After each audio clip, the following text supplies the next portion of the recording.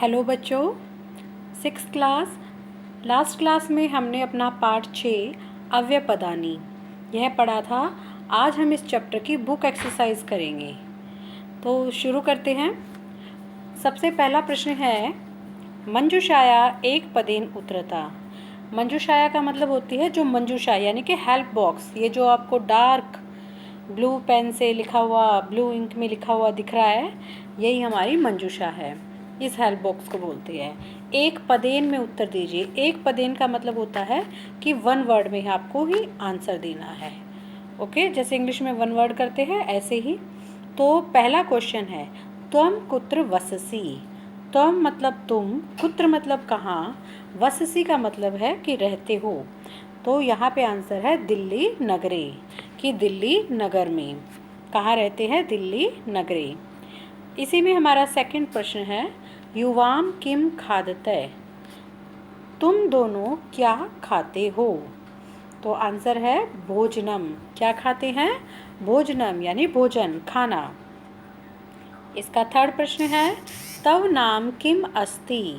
तुम्हारा नाम क्या है? आंसर है देवदत्तः। क्या नाम है? देवदत्त। देखो, ये एक लड़के का नाम है देवदत्त, इसलिए इसके पीछे विसर्ग भी लगेगा। अगर फीमेल का नाम होता है तो उसके पीछे हम विसर्ग नहीं लगाते हैं। अगला प्रश्न देखते हैं इसी का हम, फोर्थ पॉइंट, घ त्वम कुत्र पठसि। तुम कहाँ पढ़ते हो? तो आंसर है विद्यालय। कहाँ पढ़ते हैं? विद्यालय में। अगला है, यूयम किम पिबथ। तुम सब क्या पीते हो? तो क्या पीते हैं? दुग्धम, दूध पीते हैं। अब हम सेकंड क्वेश्चन पे जाते हैं। मंजूषाया उचितन अव्यम चित्वा रिक्त स्थानानि पूर्यत। मंजूषा से उचित शब्द, उचित अव्यय शब्द चित्वा यानी कि चुनकर रिक्त स्थानों को पूरा करना है। ये मंजूषा आप देख रहे हैं ब्लू इंक से। सदा, सर्वत्र, बहि, तीव्रम, कुत्र। आओ अब इनको भरते हैं। पहला है, बालकः डैश क्रीडन्ति। बालकः, तो ये मतलब बहुत सारे बालक है यहाँ पे। बालक, बहि मतलब बाहर खेलते हैं। इसी का सेकंड है, ईश्वरः सर्वत्र अस्ति। ईश्वर जो है वो सर्वत्र यानी कि सभी जगह पर है।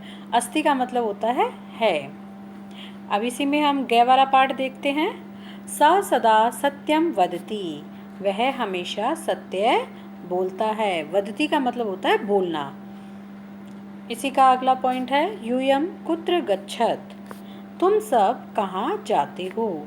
कुत्र का मतलब कहाँ, और प्रश्न सूचक चिन्ह का प्रयोग यहाँ पे अवश्य करेंगे। अगला है हमारा, अश्वः तीव्रम धावति।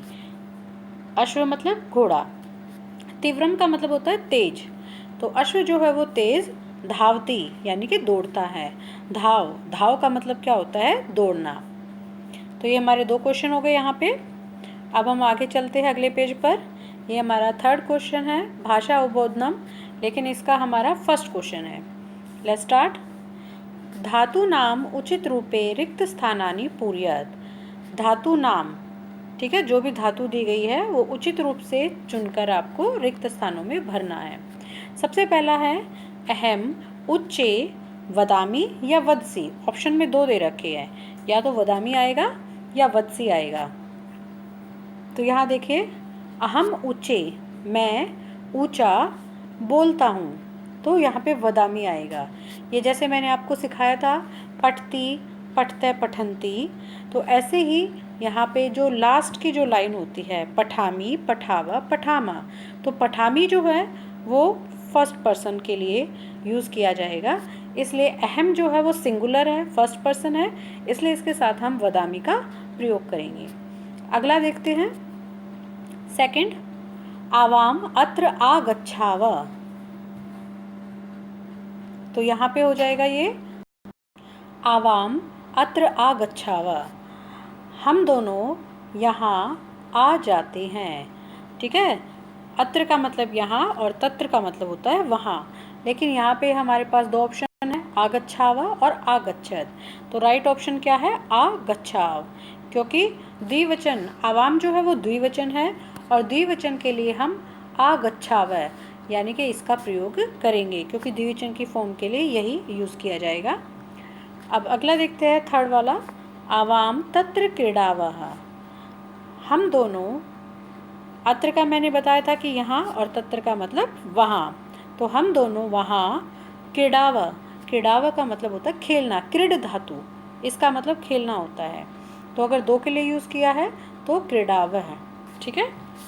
अब वो अगला है हमारा वयम, कुत्र गच्छामः।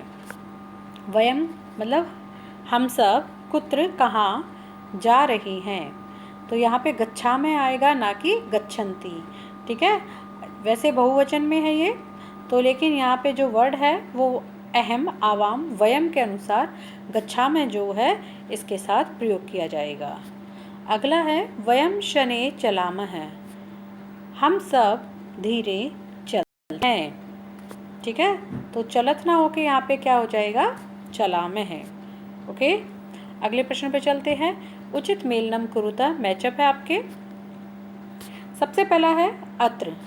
अत्र का मतलब मैंने बताया था कि अत्र यहाँ और तत्र वहाँ, तो यहाँ पे अत्र है तो इसको हम यहाँ से 6th वाले पॉइंट से मैच कर देंगे। कुत्र कहाँ, तो कुत्र के लिए कहाँ देखेंगे, मिल गया हमें लास्ट में। उच्चे, उच्चे का मतलब होता है ज़ोर से, ऊंचा। ठीक है, तो ये हमें ज़ोर से मिल गया 4th पॉइंट पर। चय, चय का मतलब होता है और, तो 2nd पॉइंट पर है। तत्र, तत्र का मतलब होता है वहाँ 5th पॉइंट पर। तीव्रम यानी कि तेज़, तो तीव्रम जो है वो हमारा मिलेगा 1st पॉइंट पे, तेज। अपि, अपि का मतलब होता है भी, जो कि 3rd पॉइंट पे दिया गया है। ये सभी इनके अर्थ हैं। अगले प्रश्न पे चलते हैं। संस्कृत में अनुवाद कुरु, संस्कृतेन अनुवादम कुरुत, यानी कि संस्कृत में अनुवाद हमें करना है यहाँ पे। तो सबसे पहला है तुम नीचे जाते हो, तो यहाँ पे हम देखेंगे तुम, तो तुम के लिए क्या वर्ड यूज़ करेंगे? त्वम। नीचे के नीचे के लिए नीचे है, विसर्ग लगेगा यहाँ पे। और जाते हो यानी कि गच्छ धातु, गच्छ धातु यानी कि जो हमारी गम धातु होती है उसका मतलब होता है जाना, तो यहाँ गम जो है वो गच्छ में चेंज हो जाता है, तो यहाँ पे गच्छसि आ जाएगा। ठीक है, तो त्वम नीचे है गच्छसि। अगला है हम दोनों वहाँ खेलते हैं, तो हम दोनों के लिए क्या होगा? आवाम, वहाँ के लिए तत्र और खेलते हैं के लिए क्रीडावः, ये हमारा हो जाएगा। ठीक है, अब अगला देखते हम। वे दोनों बाहर खेलते हैं, अब वे दोनों, अब इन वे दोनों के लिए हम वर्ड यूज़ करेंगे तो। इसके जो टेबल है वो मैं आपको सिखा दूंगी अच्छे से, जिसमें होता है सा, तो, ते, तो 2nd फॉर्म है वे दोनों, यानी कि द्विवचन के लिए यूज़ किया गया है। तो यहाँ बही, बाहर के लिए वर्ड यूज़ करेंगे बही, और खेलते हैं के लिए क्रीडता। ठीक है, तो द्विवचन वाली फॉर्म ही हम यहाँ पे यूज़ करेंगे। आगे आते हैं। ईश्वर सब जगह है, तो यहाँ पे ईश्वर सेम रहेगा, विसर्ग, क्योंकि मेल पर्सन है तो विसर्ग लग जाएगा। सब जगह के लिए वर्ड यूज़ करेंगे सर्वत्र, सर्वत्र, और है के लिए अस्ति। ठीक है, तो ईश्वर सर्वत्र, ईश्वरः सर्वत्र अस्ति, तो ये हो जाएगा हमारा चैप्टर यहाँ पे कंप्लीट। तो अच्छे से आपको ये बुक एक्सरसाइज समझ में आ गई होगी। आई होप आप एंजॉय करेंगे इसको और अच्छे से याद भी करेंगे। So good luck.